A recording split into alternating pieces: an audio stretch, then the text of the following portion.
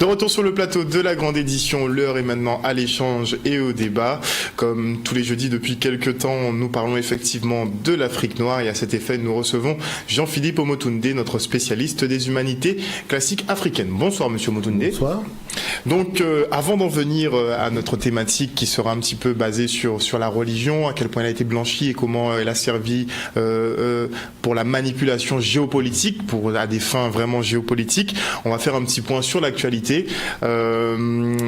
Sommet de Davos, donc en ce moment tous les plus grands chefs d'État, les PDG, les plus grands noms de la finance sont rassemblés en ce moment même à Davos, donc dans une station de ski en Suisse, pour discuter de l'avenir du monde, effectivement de comment sauver la planète entre guillemets. Et cette année, effectivement, ils ont pris une thématique.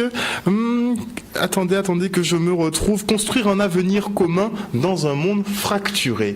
Alors, on est quand même à la 48e édition de cette rencontre à Davos. Est-ce que vous pensez que c'est sérieux tout ça? Non, je pense qu'aujourd'hui, les choses sont quand même beaucoup plus claires en termes d'intentions réelles. Et d'intentions masquées, les intentions masquées, les intentions réelles. Je pense que tout le monde aujourd'hui voit bien la ligne de démarcation. Vous savez, on a des multinationales qui sont constamment en train d'inventer des modes de production agricole avec des engrais chimiques, des fruits qui vont pousser en hors-sol. J'ai participé moi-même à une réunion où il était question d'essayer carrément d'avoir un oranger, c'est-à-dire des arbres fruitiers, mais l'oranger ferait directement le jus sans passer par le fruit. Ah, ça aujourd'hui, paraît spécial.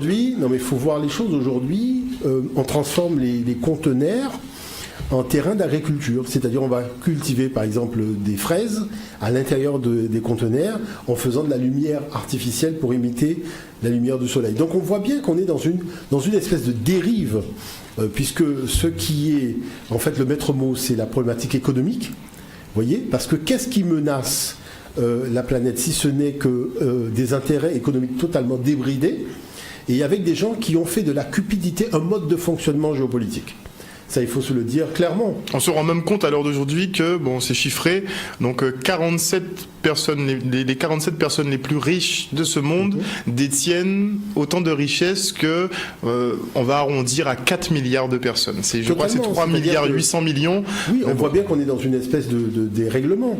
Mais il faut savoir qu'il y a quand même une chose, dans notre tradition, il est dit que l'univers est un système organisé qui ne supporte pas la désorganisation, ni à long terme, ni à grande échelle. Et je pense que vous allez assister, on parle de dérèglement climatique et compagnie, il faut savoir que la Terre est le reflet, c'est-à-dire c'est le miroir de ce qu'il y a dans le cœur des hommes. Et les dérèglements que nous voyons, que ce soit sur le plan climatique et autres, ça nous permet d'avoir la température du cœur des hommes, c'est-à-dire le respect accordé à la vie dans son ensemble et d'une façon générale. Et on voit bien qu'on y est vraiment très très loin. Et la chose, c'est que vraiment, on ne peut pas faire ce genre de réunion en essayant de créer une production agricole artificielle. Et ça, c'est un vrai problème de fond. Mais il part sous fond de pouvoir sauver l'humanité parce qu'effectivement, les terres agricoles sont de moins en moins présentes, qu'il faut trouver de nouveaux modes de culture plus économiques. Non, je pense que ça, c'est une escroquerie intellectuelle. Cette affaire de on ne peut pas nourrir toute la planète, c'est totalement fou. Vous savez que déjà la taille de l'Afrique n'est même pas la vraie taille. Oui. Alors ce qui veut dire qu'en surface au sol, il y a du sol pour donner à manger à toute la planète. Parce que si vous pouvez faire rentrer tous les pays dans la configuration du continent africain, ça veut dire que vous avez de quoi donner à manger à tout le monde. Est-ce que vous voyez l'affaire? Donc déjà, ça montre que déjà c'est fou. Puisqu'on vous dit on met les États-Unis, on met l'Europe, on met la Chine, et il y a encore de la place pour mettre encore l'Australie et compagnie. Ça veut dire que vous mettez toutes les terres de la planète dans le continent africain. Je crois même que la Russie rentre entièrement. Oui, la Russie plus la Chine. On a vu les schémas. Donc ce qui veut dire que l'Afrique à elle seule a de quoi nourrir toute la planète. Sauf que lorsqu'il y a eu les conférences de Bretton Woods et compagnie, on a interdit à l'Afrique de subvenir à ses besoins sur le plan agricole. Et toute la production africaine est une production de haut de gamme qui est envoyée en Occident, ça il faut le savoir. Et quand on voit, par exemple, que le président sénégalais tape du poing sur la table en disant mais il faut qu'il y ait une production qui reste quand même au Sénégal. Le Sénégal fait du riz, le riz est de haut de gamme et il part. Alors que normalement, il y a quand même une couverture des besoins qu'il faut pouvoir faire sur le marché local. Sankara avait soulevé ce problème-là en son temps. Producteurs de coton, ils étaient producteurs de coton. Moi-même, j'ai fait un bus Yaoundé à Douala, au Cameroun. Je n'ai pas vu un seul champ cultivé. Et pourtant, vous traversez pendant des heures et des heures donc un territoire qui pourrait servir à l'agriculture. Il faut savoir que tous ces territoires-là, avant l'arrivée des Portugais au XVe siècle, servaient à l'agriculture. Ce sont des anciennes terres agricoles qui étaient là. Et qu'aujourd'hui, à cause des intérêts économico-financiers mondiaux, on a décidé quoi?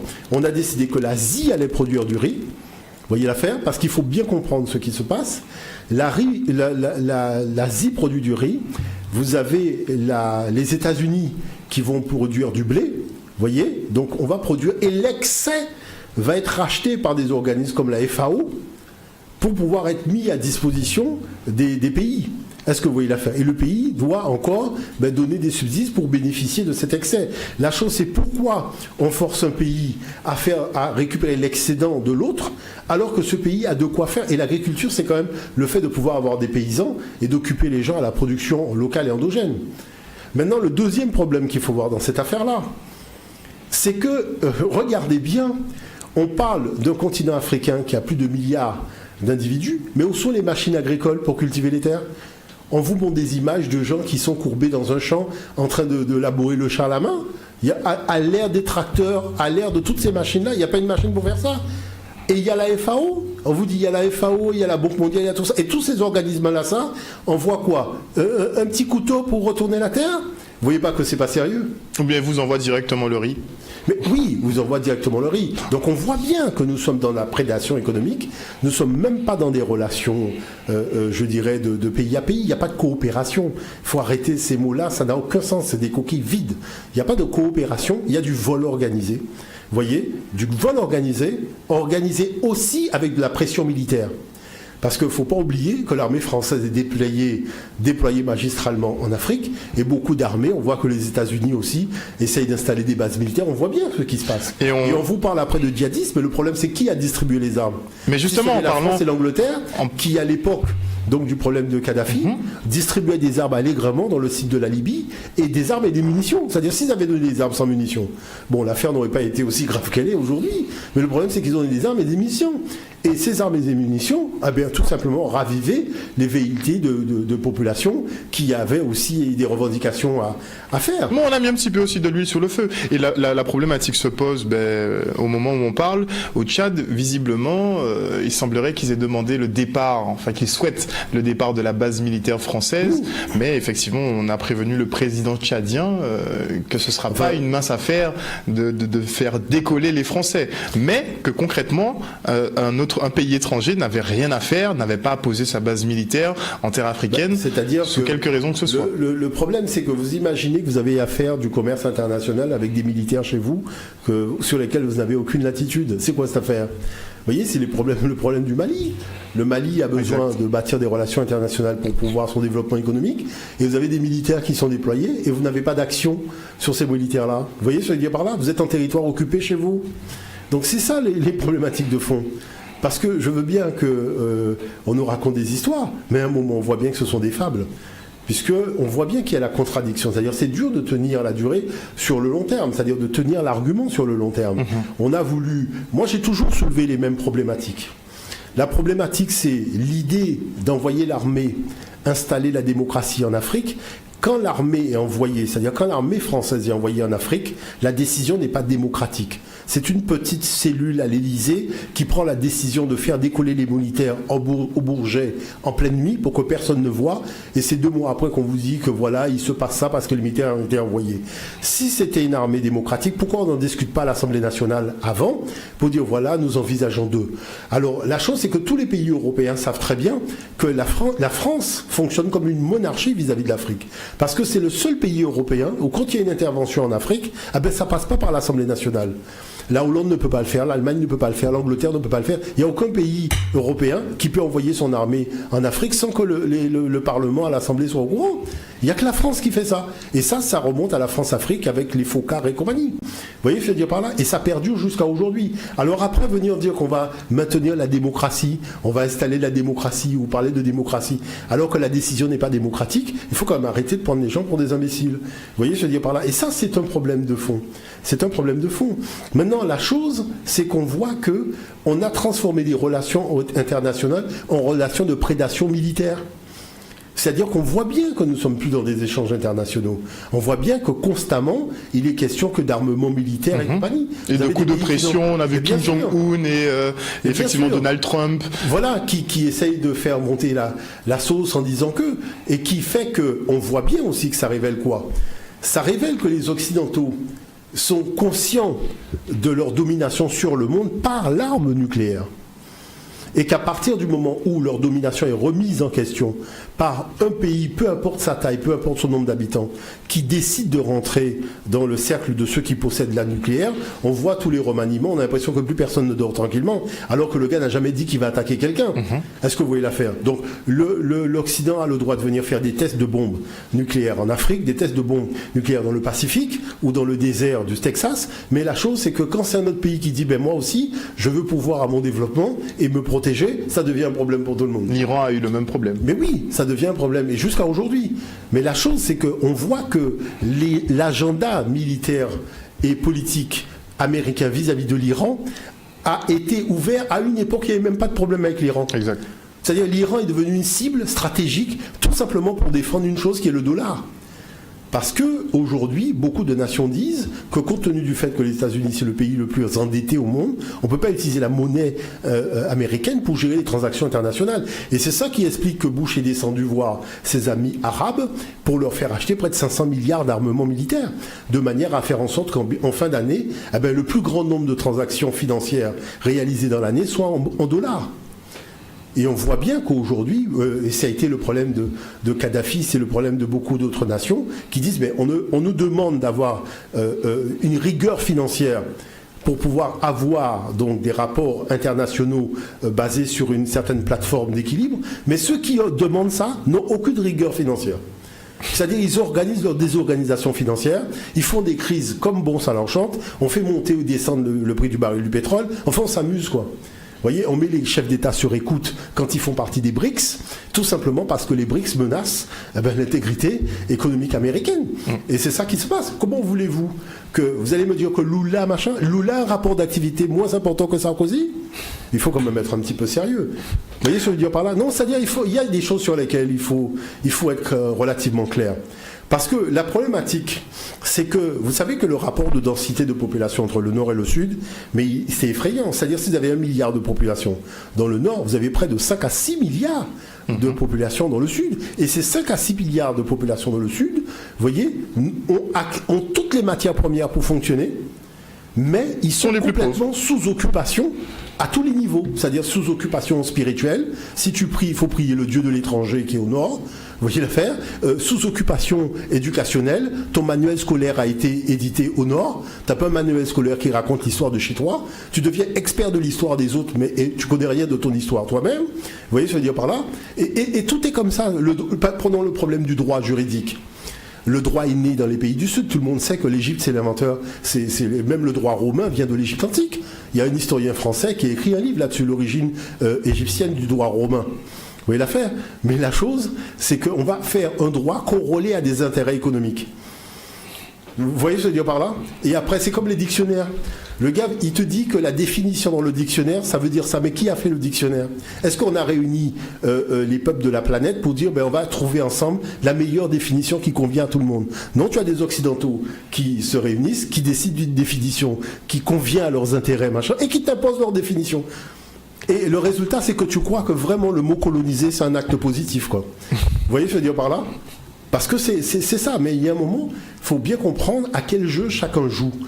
Parce que la chose, c'est qu'il faut quand même faire comprendre à ceux qui dirigent le monde et qui sont le groupe des 5 personnes que ça ne peut pas durer comme ça, mes chers amis. Il faut se fixer des limites parce que vous n'en avez aucune. S'ils se rencontrent effectivement chaque année pour soi-disant résoudre les problèmes de pauvreté, les problèmes environnementaux au niveau mondial, bon, peut-être qu'il faut autre chose. Et pour prendre le cas de la France, qui nous concerne plus ou moins directement, une fois que les 15 États qui sont encore sous la coupe du franc CFA sortiront éventuellement et se regrouperont pour une Afrique unie, qu'est-ce que la France fera ?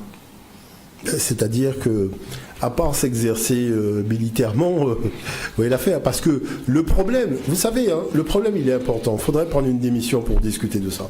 Parce que moi, j'ai déjà eu l'occasion de faire quand même pas mal d'échanges avec les Français, même des conférences sur ces questions, même à Sciences Po et compagnie. Est-ce qu'ils admettent à Sciences Po que 50 € sur 100 € dans la poche d'un Français, 50 €, voire peut-être même plus, sortent d'Afrique? Est-ce qu'ils acceptent ce concept? Il faut savoir que déjà un étudiant de Sciences Po ne connaît pas grand-chose. Il ne connaît pas grand-chose. Regardez comment la politique étrangère est traitée. Elle est traitée en fait divers. C'est-à-dire qu'elle est traitée en fait divers. Pourquoi elle est traitée en fait divers? Parce qu'on sait qu'il y a toujours une multinationale occidentale derrière la réalisation de la chose. Il y a un fait, mais qui est à l'origine du fait? C'est une multinationale qui organise ses affaires chez les gens. Bon, maintenant la chose, c'est que compte tenu du fait que ces multinationales financent les médias, mais les médias ne peuvent pas venir les mettre donc en avant en disant mais regardez ce que vous faites de pas bien. Donc il y a une espèce de jeu machin. Je vous dirais qui est-ce qui m'a dit ça? C'est Patrick Poivre-Tarvor. Hein. C'est Poivre-Tarvor même qui, dans un échange, m'a dit le problème c'est que ces grandes multinationales font partie des holdings et les holdings ce sont nos clients au niveau des pages de pub. Donc on ne peut pas invectiver. Je parlais de problème précis qui était le problème de Nestlé. Et je lui avais posé la question par rapport à Nestlé. Et c'est là qu'on avait ouvert un grand débat. Donc, mais dernièrement, on a eu Lafarge qui était accusé de financer le terrorisme voilà, aussi. Totalement. Mais la chose qui se passe, et qui, je dirais qu'il faut arriver à bien comprendre, c'est que nous sommes dans une situation où des pays du Sud ont des matières premières et les pays du Nord ne veulent pas payer les matières premières qu'ils viennent prendre. Mauvaise habitude. Voilà. C'est-à-dire que si on faisait des relations économiques, c'est-à-dire que, par exemple, le Nigeria fixe le prix de son baril de pétrole, et quand l'Angleterre et les États-Unis, la France viennent acheter le pétrole, ils fixent, ils payent, et c'est eux qui gèrent l'argent, machin. Mais où serait le problème? Il n'y aurait pas de problème. Après, on vient vous parler des Boko Haram et compagnie. Mais c'est des phénomènes nés d'une prédation dans l'échange commercial. Et ce sont les conséquences. D'ailleurs, c'est la manifestation de la prédation qui montre que là, il y a un bobo qui s'appelle Boko Haram. Vous voyez l'affaire? Après, on va essayer de lui faire porter le chapeau. Mais c'est la conséquence de quelque chose qui n'est pas clair. Vous voyez ce que je veux dire par là? Et c'est ça les problématiques de fond. Parce que malheureusement, on s'aperçoit, et beaucoup de choses partent en vrille aujourd'hui à travers la planète, mais les gens qui disent moi, on a trouvé un minerai sur ma terre, j'ai quand même le droit de toucher des intérêts sur l'exploitation du minerai. Ça paraît évident. Si on trouve quelque chose dans le jardin de quelqu'un aux États-Unis, regardez comment ça se passe. La personne n'a même plus besoin de travailler, il y a des machines dans son jardin qui exploitent, mais ils touchent les royautés. On regarde pour les Qataris, qui n'avaient pas grand-chose, qui ont trouvé du pétrole et qui sont maintenant les rois du monde. Bon, maintenant, imaginez que vous êtes à Ouagadougou, vous êtes dans votre terrain et on trouve une mine disons un puits de pétrole. Vous pensez que vous avez déjà compris que il y a déjà un certain nombre de phénomènes qui vont se passer et le but du jeu pour vous ce sera de rester en vie. C'est-à-dire ne parlons même plus de terrain, essayez de rester en vie. Juste de rester en vie. Juste de rester en vie. Vous voyez ce que je veux dire par là? Donc on en est là. C'est ça la problématique. La problématique c'est la prédation. Maintenant qu'est-ce qui se passe? C'est que les jeunes ne sont pas au courant de la réalité du monde. Parce que les médias leur présentent l'action des pays occidentaux comme étant une action toujours positive. Alors que c'est une action à double tranchant. Est-ce que vous voyez l'affaire? Et quand on commence à rentrer dans le détail, c'est-à-dire à rentrer dans le fond de la réalité, qu'est-ce qui se passe? Il se passe que vous voyez bien que les enseignants sont un peu gênés, ils essayent de refaire de la reformulation, on essaye de faire passer la pilule. Moi, je fais des interventions des fois dans des écoles en Europe. La direction de l'établissement me dit oui, mais écoutez, essayez de passer quand même un peu la pommade. Ne dites pas les choses telles qu'elles se sont passées vraiment, essayez d'édulcorer un peu la réalité. Vous voyez, parce que les gens savent très bien que la réalité n'est pas belle. Et ils savent très bien qu'ils sont responsables de cette réalité. Mais vis-à-vis des jeunes générations, leur jeune génération, ils veulent faire croire qu'ils étaient Batman et Superman. Est-ce que vous voyez l'affaire? Et donc, la chose, c'est que voilà comment les choses commencent généralement. Et il faut amener les gens à changer. Maintenant, la chose, c'est quoi? C'est qu'on fait croire aux habitants des régions nordiques qu'en dehors de la prédation, ils seront dans la pauvreté. Vous voyez l'affaire? Donc ils cautionnent des systèmes de prédation parce qu'ils se disent mais autrement on aura quoi? Vous voyez l'affaire? Je me demande même s'ils se posent la question... Non, parce que je vois bien, vous savez, on a fait des débats, moi j'ai été relativement clair. J'ai fait une conférence à Montpellier. Il y avait les autorités qui étaient là. Je leur ai expliqué quelque chose de très simple. Je leur dis, moi, quand j'ai quitté la Guadeloupe pour venir faire des études commerciales, les études de cas que je faisais, c'était des sociétés françaises. J'ai terminé mes études, j'ai commencé à travailler, je me suis posé la question, mais que sont devenues toutes ces sociétés que j'avais étudiées à l'époque où je faisais ma formation? Et je me suis rendu compte qu'aucune société n'existait. Toutes ces sociétés-là avaient disparu ou avaient été délocalisées en Asie du Sud-Est. Bon. Et la chose, c'est que je leur expliquais qu'on fait croire aux gens que sans l'Afrique, il n'y a pas d'Europe, alors que déjà l'Europe sait très bien se débrouiller tout seul pour perdre toutes ces sociétés. Et qu'on essaye de bâtir des systèmes de relations opaques avec l'Afrique pour sauver un système qui est de toute façon parti à volo. Et que si déjà vous êtes aujourd'hui en train de voir des responsables politiques se battre pour le Made in France, je tiens quand même à dire qu'à l'époque où moi j'étais étudiant, il y avait le Made in France, c'était une évidence. Hein. Est-ce que vous voyez ce que je veux dire par là? Mais on se demande comment ils ont perdu de ça de vue déjà. Mais c'est eux-mêmes qui ont organisé leur délocalisation. Mon voisin était quelqu'un qui organisait la délocalisation des sociétés françaises. Et il m'a montré les contrats, il m'a montré les documents. C'était mon voisin, c'était un Français. Mais qui organisait et qui disait je garantis sur contrat 40% de réduction des coûts fixes avec la délocalisation. Mais attention, le gars délocalisé, c'est vendredi, tu dis à tes salariés au revoir, lundi matin, le salarié arrive, il n'y a même plus de société, il n'y a plus rien. C'est-à-dire en un week-end, les gars ont déjà installé les machines à l'autre bout du monde. Vous voyez ce que je veux dire par là? Et le chef d'entreprise n'a même pas informé ses salariés que c'est la dernière fois qu'ils voient les meubles, les machines et les voitures dans la société. Donc moi j'ai quand même, je ne parle pas de choses que j'ai entendues, j'ai quand même vu un certain nombre de choses. Vous voyez l'affaire? Et j'ai eu quand même un voisin qui faisait ça. Mais quand je vois, on vient dire oui, on ne comprend pas comment les sociétés se délocalisent, parce qu'il y a un problème tout simplement de recherche de coûts de production le plus bas. Et regardez, la Chine aujourd'hui délocalise où? Elle délocalise en Éthiopie. Parce que l'Éthiopie, le salaire moyen, c'est 40 € le mois. Le gars, en fin de mois, il touche 40 €. Donc en fait, globalement, il faut toujours maintenir un pauvre pour qu'il travaille à court réduit. C'est-à-dire que c'est ce système-là qui donne naissance à ce genre de fonctionnement. Mais la chose, c'est que ce système-là est un piège qui se referme toujours sur les auteurs et les géniteurs du système. Et il faut donner aux gens l'espoir et la compréhension que tout cela, en fait, n'est qu'une grande machination dans le but d'oxyder leur réflexion et de leur faire croire qu'en dehors du mal, il n'y a pas de fonctionnement de relation basé sur le bien. C'est-à-dire ce qu'on appelle le gagnant-gagnant. Eh bien, il faut leur expliquer qu'il y a des modèles économiques qui peuvent être gagnant-gagnant. Tout simplement. Vous voyez l'affaire? Et qui ne sont pas difficiles à mettre en place. Qui ne sont pas difficiles à mettre en place. Et c'est ça qui est important.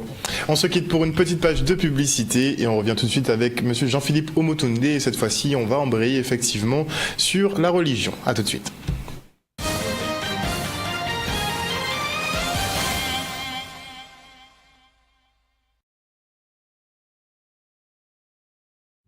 Avec les gens même. C'est-à-dire que moi, on m'a pas dit, j'étais là. Attends, j'ai été responsable de la FAO pour des intérêts africains. Donc le responsable de la FAO France, le jour où je suis venu dans son bureau, le gars me dit, il ne comprend pas comment j'ai trouvé son bureau. Parce qu'il n'a mis aucune plaque, il n'y a aucune indication. Et il est dans une rue, quand tu achètes le plan du quartier, la rue n'est même pas indiquée dans le plan du quartier. Ok, d'accord. C'est-à-dire, c'est pour ne pas le trouver. Du tout. Et je suis parvenu à le trouver. Tu vois? Trac. Mais il faut les trac. De retour sur le plateau de la grande édition, on rentre maintenant dans le vif du sujet. On va parler un petit peu du blanchiment de la religion, du blanchiment de la Bible. Et pour que les choses soient claires, on n'est pas là sur ce plateau pour offenser qui que ce soit dans leurs croyances. Ce n'est pas du tout le but. On parle de faits. De faits scientifiques, de faits prouvés, qui sont issus de recherches, de choses avérées. Et justement, pour que les choses soient claires une bonne fois pour toutes, quand M. Omotunde disait précédemment dans d'autres émissions que les origines de la Bible venaient effectivement de peuples noirs et que c'était spécifié dans la Bible même, eh bien, il m'a d'ailleurs montré, puisque vous avez porté une Bible.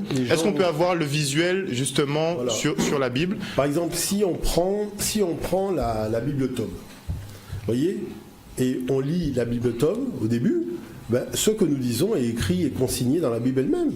C'est-à-dire que la différence qu'il y a entre ce que dit la Bible et moi, c'est que la Bible dit que les textes qui sont là ne sont pas les vrais textes. Est-ce qu'on peut avoir, parce que c'est écrit noir sur blanc, donc voilà, est-ce qu'on peut avoir le visuel? Ne sont pas les vrais textes, et que ça fait l'objet d'une réécriture. Voilà, par exemple ici l'image, ça fait l'objet d'une réécriture, et que on peut par exemple lire. Moi, je peux lire par exemple ce qui est écrit. Alors, à la page 21 de la Bible Tob, c'est marqué: en racontant les origines du monde et de l'humanité, les auteurs bibliques n'ont pas hésité à puiser directement ou indirectement dans les traditions de l'ancien Proche-Orient. Donc, puiser directement ou pas, ça veut dire copier, plagier. Bon. Donc ça veut dire que c'était des Noirs qu'on a blanchis. Bon. Les découvertes archéologiques depuis plus d'un siècle montrent en effet qu'il existe plusieurs pages. Il existe entre les premières pages de la Genèse et des textes lyriques, sapientaux ou liturgiques, de Sumer, c'est-à-dire la tradition des Noirs élamites, de Babylone, la tradition des Noirs chaldéens, de Thèbes, de la tradition des Noirs égyptiens, ou d'Ougarit, c'est-à-dire les Cananéens, bien des points communs. Mais quand on dit bien des points communs, il y a une chose qu'il faut dire, c'est pas la même date. Parce que quand je prends le texte de l'Égypte, je suis pratiquement 5000 ans, 4 à 5000 ans avant l'arrivée d'Alexandre le Grand. Donc on ne peut pas dire des points communs, parce qu'il y a un ancien texte qui a été copié et qui a donné les versions que nous avons aujourd'hui. Bon, mais regardez ce que la Bible dit. Ce fait n'a rien d'étonnant quand on sait que le pays où Israël s'est installé a été largement ouvert aux influences étrangères et que le peuple de Dieu a été lui-même en relation avec ses voisins. Mais les progrès archéologiques révèlent également que les écrivains bibliques responsables des premiers chapitres de la Genèse, loin d'être de serviles imitateurs, c'est-à-dire des plagiaires, ont su retravailler leurs sources et les repenser en fonction des traditions spécifiques de leur peuple. C'est-à-dire qu'on fait une tradition matriarcale transgressée dans le patriarcat. C'est-à-dire une tradition où Dieu crée l'homme et la femme, ça part dans une tradition patriarcale où c'est la femme qui sort de la côte de l'homme. Il faut voir l'affaire. Vous voyez ? En fonction, donc retravailler les textes en fonction de leur tradition spécifique, en soulignant du même coup l'originalité de la foi yaviste. Écoutez la conclusion. Il reste que la comparaison entre les textes bibliques et les récits relatifs à l'origine du monde et aux héros de l'Antiquité ne manque pas d'intérêt. Sauf qu'on ne vous donne pas les textes originaux des Noirs élamites, des Noirs cananéens. Donc, comme on ne vous les donne pas, moi, j'ai écrit un bouquin, Cosmogenèse, tome 3, et je vous donne un petit exemple. Lorsque Dieu annonce à la femme qui a été choisie qu'il a eu un fils divin, d'accord ? Et qu'il dit à cette femme-là, donc il y a ce qu'on appelle l'annonciation, il va lui parler. Il lui parle. Dans le texte africain, le fils de Dieu qui s'appelle Oussiré, Dieu dit à cette femme: mon fils Oussiré est désormais dans ton sein. Ne crains rien à ce propos. Tu es celle que j'ai choisie pour m'aider à sauver encore une fois l'humanité malgré eux. Oussiré sera le signe de ma puissance et de ma bonté. Ainsi soit-il fait. Vous prenez le texte biblique. Sois joyeuse, toi qui as la faveur de Dieu, le Seigneur est avec toi. Voici que tu vas être enceinte, tu en fêteras un fils et tu lui donneras le nom de Jésus. L'Esprit Saint viendra sur toi et la puissance du Très-Haut te couvrira de son ombre. Mais déjà, l'expression te couvrir de son ombre, c'est une expression de l'Égypte ancienne. Parce que Pianki, le roi Pianki, l'a utilisé cette expression. Voyez ? Donc, voyez bien que non seulement c'est intriguant, parce que quand la Bible dit que ce sont les mêmes textes qui ont été retravaillés et transgressés, moi ce que j'essaye de vous expliquer au-delà de tout ça, c'est qu'au départ, ce qu'on appelle les saints chrétiens, c'était des divinités africaines noires, charbon, vélo, solex. Il faut être très clair, vous voyez l'affaire ? Et c'est parce que les Occidentaux sont des locodermes et les Sémites sont des Sémites qu'ils ont tout simplement refait les représentations, je dirais, un peu à leur image. En blanchissant, donc la Vierge Marie, tout ça, c'est des personnages qui ont été blanchis. Mais la version blanche n'existe pas en réalité, parce que vous êtes obligé de vous référer à l'original. Et eux-mêmes le précisent. Mais là où c'est fort, c'est que ce que dit la déesse noire est exactement ce que dit la déesse blanche. C'est-à-dire les propos sont les mêmes. Et comme on le sait à partir des textes. Et c'est pour ça que la Bible même dit que la comparaison des récits ne manque pas d'intérêt. Mais elle ne va pas jusqu'à vous donner les récits, il faut aller les chercher.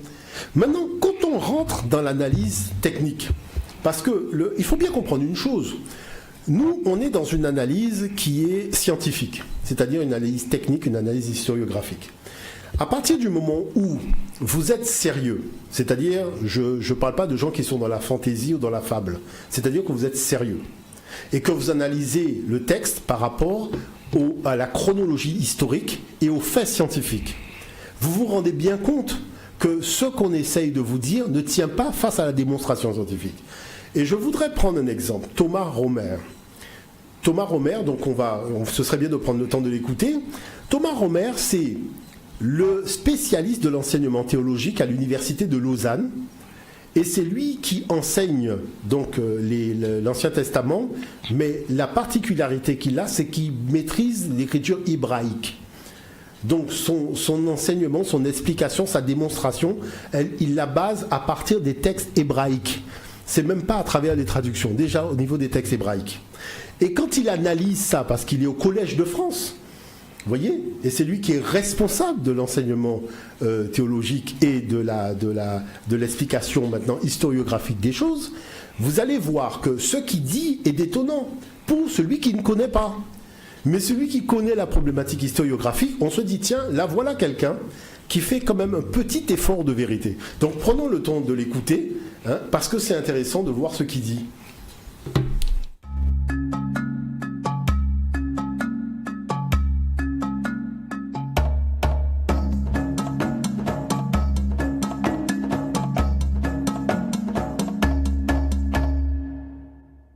Bonjour Thomas Romer. Bonjour. Vous êtes titulaire de la chaire Milieu biblique et votre approche de ce texte est avant tout historique, critique, laïque.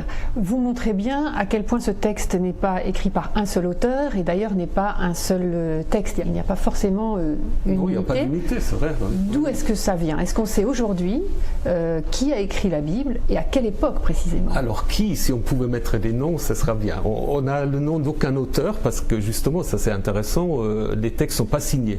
Il y a des textes de l'Antiquité qui sont signés, c'est tous des textes anonymes en fait, et puis les auteurs, ou il faudrait plutôt dire des rédacteurs, parce qu'il n'y a pas vraiment à l'origine quelqu'un qui invente un texte, souvent ça vient des traditions orales, donc on peut retracer ce chemin, parce que là on a les méthodes, on peut comparer. Par contre, les noms des auteurs, nous ne les savons pas. Votre approche d'historien vous oblige en fait à resituer aussi le contexte et l'époque à laquelle ces textes ont été écrits. Ça, c'est important? C'est très important, c'est très important. Il ne faut pas avoir cette idée que la Bible est tombée du ciel, elle n'a pas été dictée d'un seul coup à Moïse ou à je ne sais pas qui. Justement, la Bible s'est constituée très lentement dans des situations historiques précises.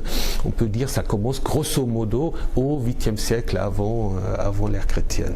C'est-à-dire, qu'est-ce qui se passe à ce moment-là? Alors à ce moment-là, vous avez deux royaumes. Vous avez le royaume d'Israël dans le nord, dont la capitale est Samarie, et pas Jérusalem, puisque Jérusalem, c'est la capitale d'un petit royaume qui s'appelle le royaume de Juda. Donc c'est pas encore le royaume d'Israël. Et à ce moment-là, ces deux royaumes se trouvent en fait sous domination assyrienne.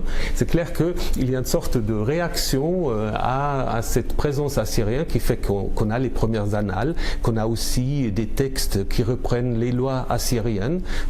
On a des textes qui sont construits comme des traités de vassalité assyriens. Donc, d'une certaine manière, on peut même dire que ce sont les Assyriens qui sont à l'origine de la Bible. En quoi les manuscrits trouvés à Qumran en 1947 ont bouleversé en fait l'approche de la Bible, du texte? Parce qu'apparemment, sur le plan archéologique, c'était majeur cette découverte. Ah, tout à fait. Je pense que c'est une des plus grandes découvertes en sciences bibliques qu'on a eues. Parce qu'avant Qumran, en fait, on avait presque pas de manuscrits avant le Moyen-Âge. Donc on n'avait aucune idée de la stabilité de la transmission du texte. Donc à la limite, on pouvait être très radical en disant: on n'en sait rien, les textes bibliques, ils ont été inventés à partir de rien, 1er, 2e siècle, on n'en sait rien. Et puis Qumran a montré quand même qu'au 2e siècle, au moins avant l'ère chrétienne, il y avait une grande partie des textes, presque tous les textes bibliques sont présents à Qumran par des fragments, pas des rouleaux entiers. Et en même temps, on a vu quand même, en regardant les textes de Qumran avec les grands manuscrits que nous avons ensuite du Moyen-Âge, qu'il y a quand même une certaine fidélité dans la transmission. Il y a des différences, mais en même temps, sur les grands, les narrations, les textes juridiques, ils sont quand même très, très semblables à ce qu'on a après dans les manuscrits. Donc on a... Voilà, donc je dirais c'est très intéressant ce que dit Thomas Romer, parce que là on rentre véritablement dans le fond des choses. En ce qui concerne nos textes qui ont été plagiés, je peux vous dire qui les a écrits. Kajemni, Taotep, Méricaré, Akhenaton, Ankhéchon, nous connaissons très bien, et je tiens à dire que les théologiens savent très bien qui est écrit. Parce que les théologiens même ont fait un ouvrage dans lequel ils ont mis, et je l'avais montré lors d'une émission précédente, ils ont mis les papyrus d'Amenémopé, donc Amenhotep, et les textes bibliques qui correspondaient à la copie de ces papyrus-là. Donc ça veut dire qu'ils savent. Voyez ? Donc maintenant, on prend le texte d'Amenhotep, on donne donc un autre nom et on l'affecte à quelqu'un dans la Bible, et on se rend compte qu'à la date où on a placé ce personnage-là, il raconte des faits qui émanent de rois qui ne sont même pas encore nés. Donc ça veut dire que l'auteur qui a rédigé connaissait le roi, mais la personne qui a vécu là ne pouvait pas connaître le roi parce qu'il n'est pas encore né. Donc c'est ça qui amène Thomas Romer à dire finalement on ne sait pas qui a écrit. Parce qu'il y a beaucoup d'anachronismes, vous comprenez le problème ? Bon. Maintenant vous comprenez bien que Thomas Romer ne veut pas réinstaller l'Afrique, parce qu'il ne faut pas oublier que les Sémites sont installés sur un territoire égyptien, c'est-à-dire que Canaan appartient à Pharaon. Il ne faut pas l'oublier. Et que quand on a fait des fouilles, des milliers d'années avant l'arrivée des Hébreux, enfin l'arrivée des Sémites et compagnie, leur installation, on trouve déjà des vestiges qui remontent à avant Narmer, le fondateur, c'est-à-dire Narmer qui a fondé l'Égypte antique en moins 3200. Avant Narmer, on retrouve déjà des palais égyptiens à Canaan. Donc c'est pour vous, et c'est des Français qui ont fait aussi les fouilles. Donc on a les documents. Le Figaro a fait une page sur les fouilles réalisées dans la bande de Gaza. Les gens n'ont qu'à taper bande de Gaza fouilles, ils verront que le Figaro en a parlé. D'accord. Maintenant, lorsqu'il parle des Assyriens, il faut savoir que tous les peuples de Mésopotamie ont copié et recopié la tradition des Noirs élamites. Ce sont les élamites qui ont inventé le droit, ce sont les élamites qui ont inventé l'écriture, donc l'écriture cunéiforme, et ce sont les élamites qui ont élaboré les textes qu'ils vont tous recopier, c'est-à-dire les Akkadiens, les Babyloniens, les Assyriens, ils vont tous reprendre les mêmes textes des élamites puisqu'ils n'ont pas de texte. Vous voyez l'affaire ? Et c'est pour ça que Thomas Romer, ça lui donne l'impression que, en fait, c'est par cette courroie de transmission assyrienne qu'on se retrouve avec le texte de la Genèse. Pourquoi il dit ça ? Parce que dans le texte des Élamites, il y a une divinité qui s'appelle Niursag, vous voyez, avec Enki, et comme le péché originel est commis par un homme, il appelle sa femme au secours, et sa femme va sortir de sa côte. Vous voyez, donc ce qu'on appelle Ti, celle qui donne la vie. C'est le plus ancien texte racontant qu'une femme est sortie de la côte d'un homme. Mais sauf que cette femme qui sort de la côte d'un homme, ce sont des divinités. Est-ce que vous voyez l'affaire? Donc ce texte-là, qui est bâti dans une situation élamite matriarcale, où la faute dans le pays imaginaire du début n'est pas commise par la femme, elle est commise par l'homme, va être recyclée par les patriarcaux quand ils vont commencer à s'organiser en royaume politique, pour devenir la faute est commise par la femme et pas par l'homme. Donc vous voyez bien que la tradition de départ nomade ou matriarcale influe beaucoup sur non seulement la constitution des relations sociales, mais aussi l'appréciation qu'on va porter. Et c'est ça que la Bible appelle retravailler son texte en fonction de sa culture. C'est-à-dire tu prends un texte où tu as l'égalité homme-femme, mais comme c'est pas ta culture, tu vas le réécrire en organisant l'inégalité homme-femme, en faisant croire aux jeunes que Dieu a créé la femme de la côte d'un homme, alors que les hommes ont toutes leurs côtes des deux côtés. Vous voyez, si encore l'homme avait une cote en moins quelque part, on aurait pu cautionner ce texte qui n'a ni queue ni tête. Mais tout le monde voit bien que l'homme a le même nombre de côtes de côté. Alors on va vous dire oui, il a fait repousser la côte. Vous voyez, puisque comme on est dans le fantasmagorique et qu'on raconte n'importe quoi, donc naturellement ce genre de texte c'est la porte ouverte au n'importe quoi. Mais sauf que quand vous commencez à regarder les textes anciens, il n'y a pas ce genre de délire. C'est-à-dire que les textes n'ouvrent pas la porte à du délire imaginaire, parce que les choses sont carrées. C'est fondé sur la sagesse et l'harmonie. Donc il y a un côté vraiment très réglementé. Maintenant, qu'est-ce qu'on constate? On constate que le corpus vient du fin fond de l'Afrique. Vous savez que là où l'homme est né, les ancêtres ont appelé cette terre-là Tanétière. Tanétière, ça veut dire la terre sainte.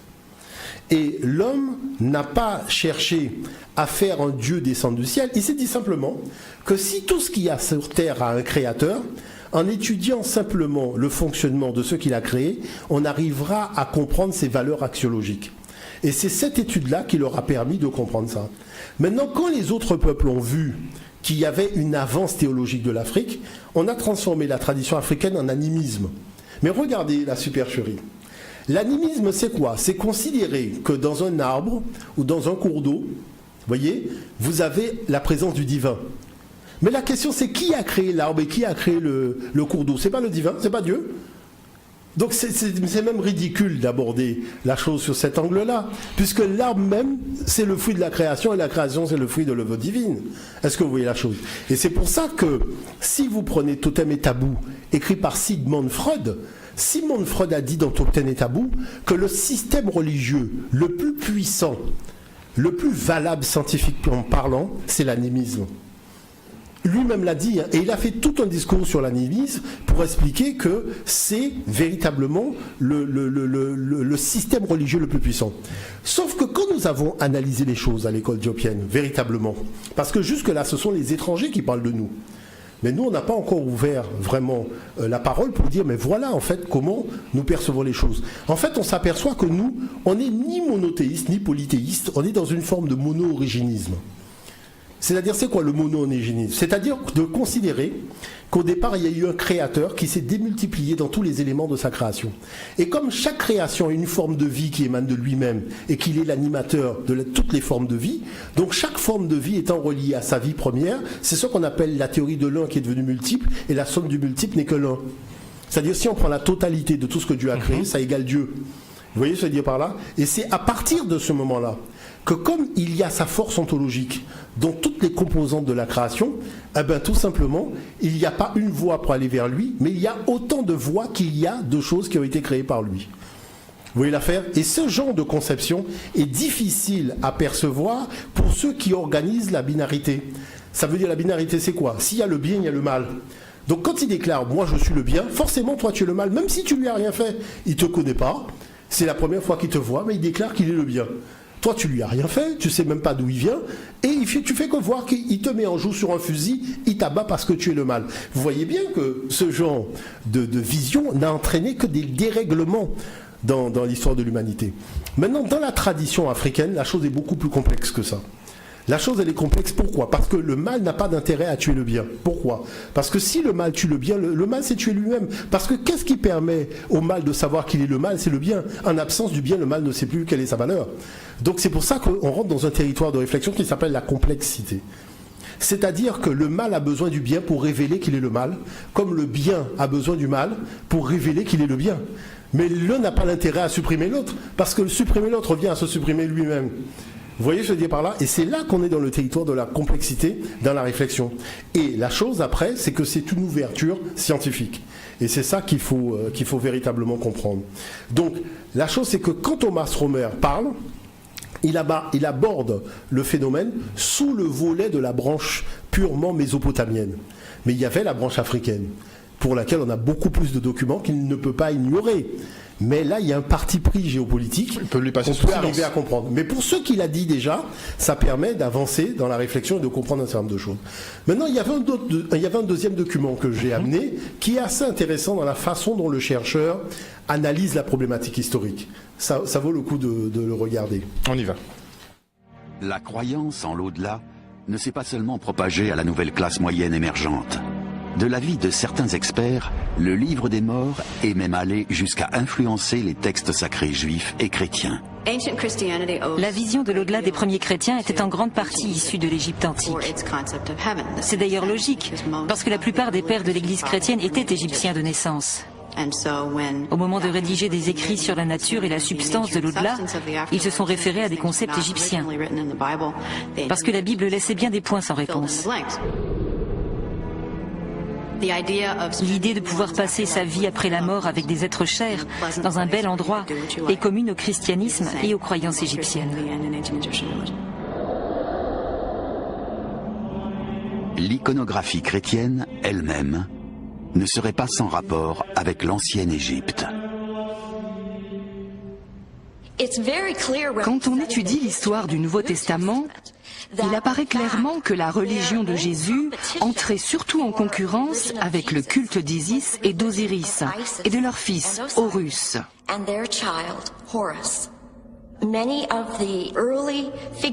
Beaucoup des premières représentations de la Vierge Marie avec l'enfant Jésus sur ses genoux sont inspirées de statues d'Isis portant le pharaon, son fils symbolique. L'un des premiers à remarquer cette corrélation n'est autre qu'Ernest Wallis Budge.